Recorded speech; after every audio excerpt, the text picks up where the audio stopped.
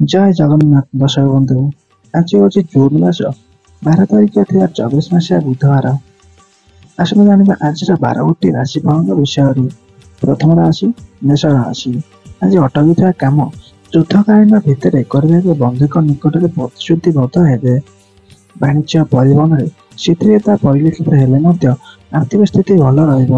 ପରିବାରର ଅଶାନ୍ତି ଦୂର ହେବା ପାଇଁ ପଡ଼ୋଶୀଙ୍କ ସାହାଯ୍ୟ ନେଇପାରନ୍ତି।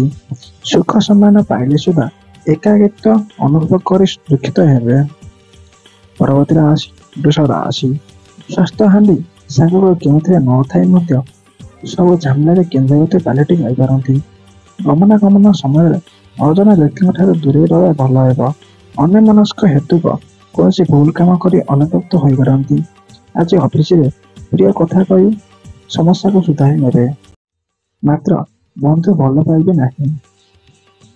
ପରବର୍ତ୍ତୀ ରାଶି ମିଥୁନ ରାଶି।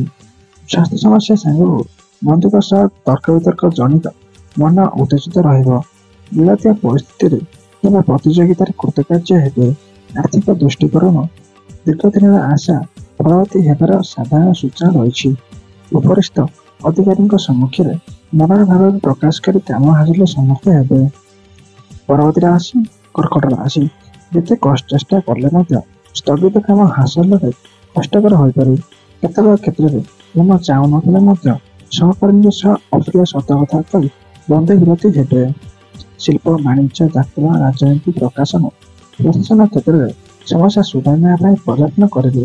ବନ୍ଧୁ ଗୃହକୁ ଗମନ କରିପାରନ୍ତି। ପରବର୍ତ୍ତୀ ରାଶି ସିଂହ ରାଶି।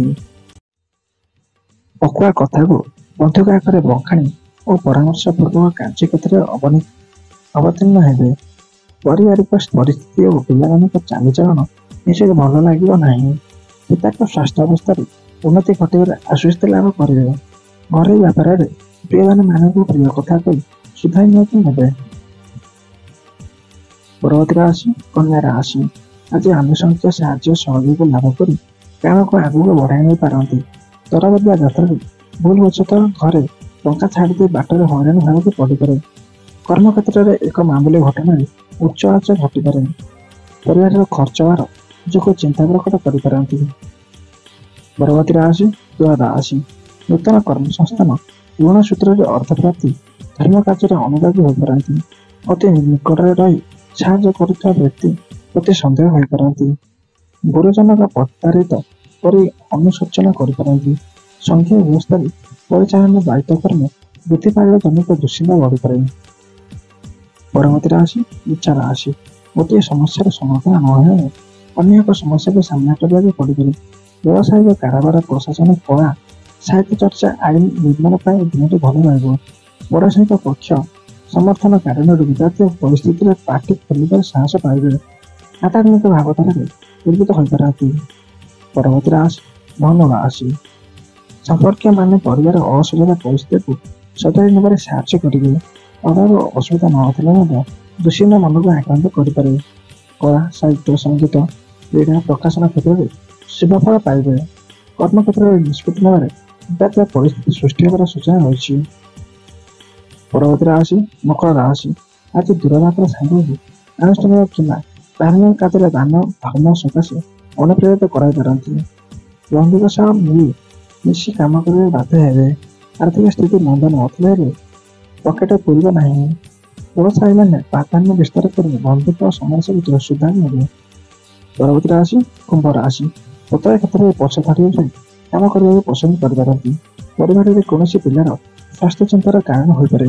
ସାହିତ୍ୟ କ୍ରୀଡ଼ା କଳା ସଙ୍ଗୀତ ପ୍ରଧାନଙ୍କ କାମରେ ଉଚ୍ଚ ପ୍ରଶଂସା ପାଇବେ। ସାଧାରଣ କଥାକୁ କେନ୍ଦ୍ର କରି ଗୃହରେ କଳହ ସୃଷ୍ଟି ହେବ। ବାଣିଜ୍ୟ ପରିବହନ ଯାତ୍ରା ଓ ଆଲୋଚନା କ୍ଷେତ୍ର ଭଲ ରହିବ। ଆଜିର ଅନ୍ତିମ ରାଶି ମୀନ ରାଶି। ପ୍ରଥମ ଦୃଷ୍ଟିକୋଣରୁ ଦିନଟି ଭଲରେ ଅତିବାହିତ ହେବ। ଆର୍ଥିକ ଉନ୍ନତି ନୂତନ ବନ୍ଧୁ ସମ୍ପର୍କ ସୃଷ୍ଟି ଓ ସାମାଜିକ ସମ୍ମାନ ପାଇଁ ଖୁସି ରହିବେ। ଯାହା କିଛି ସାଧାରଣ ସମସ୍ୟା ରହିଛି ତାହା ହିଁ ଆଜି ଦିନରେ ମୁଖ୍ୟ ଚିନ୍ତାର କାରଣ ହୋଇପାରେ। ପରିବାରରେ ମୃତ୍ୟୁ ଅର୍ଜିତ ସମ୍ପତ୍ତିକୁ କେନ୍ଦ୍ର କରି କଳହ ସୂଚନା ରହିଛି। ଘରକୁ ଅଜଣା ବନ୍ଧୁ ଆଗମନ ସହଜେ ଗ୍ରହଣ କରିପାରିବେ ନାହିଁ। ଏହା ଥିଲା ଆଜିର 12ଗୋଟି ରାଶିଫଳଙ୍କ ବିଷୟରେ। ଆପଣଙ୍କ ଦିନ ଶୁଭ ହେଉ। ଜୟ ଜଗନ୍ନାଥ। ଆପଣ ଯଦି ଏହି ଚ୍ୟାନେଲ ନୂଆ ଅଛନ୍ତି वीडियो को लाइक करें, चैनल को सब्सक्राइब करें, नोटिफिकेशन को ऑन करें, ऑल द सेट कर देंगे। जय जगन्नाथ।